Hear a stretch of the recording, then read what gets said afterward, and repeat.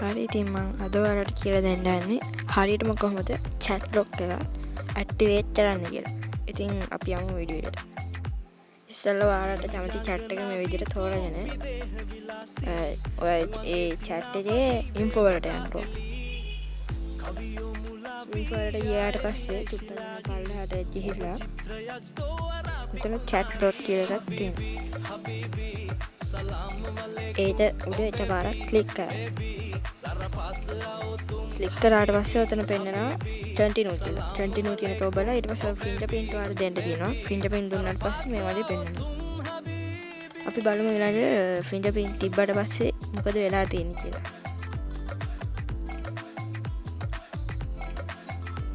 මේ විදිහට බැග් ගිහිල්ලා පොඩ්ඩක් එකපාරක් පල්ලෙහාට මෙහෙම chat list එකට පල්ලෙහාට අදින්න.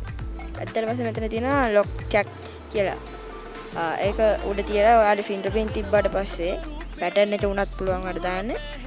තිබ්බට පස්සේ මේ විදිහට ඔයා lock කරපු chat එක මෙතනින් පෙන්නනවා.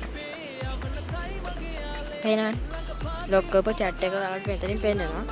ඉතින් මම ඊළඟට කියලා දෙන්නම් කොහොමද මේ chat lock අයින් කරන්නේ කියලා. ඉස්සෙල්ලා යන්න ඕනේ මෙතන setting වලට. setting වලට ගිහිල්ලා මෙතන තියෙනවා privacy කියලා. privacy ගිහිල්ලා පොඩ්ඩක් පල්ලෙහාට යන්න. පල්ලෙහාට ගියාට පස්සේ තියෙනවා මෙතන chat lock කියලා.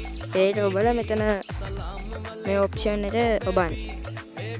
ඊට පස්සේ unlock and clear කියලා option එක ඔබලා ඔයා back වෙන්න උතනින්. back වුණාට පස්සේ නිකන් ඔයාගේ normal chat list එකේ ඔයාලට බලන්න පුළුවන් ඔයා කලින් lock කරපු chat එක පේනවා. يعني මේ chat lock එක අයින් කරලා දෙන්න අපි දැන්. ඉතින් වීඩියෝ එක බලපු හැමෝටම thank you. subscribe කරලා like කරලා comment එකක් දාන්න.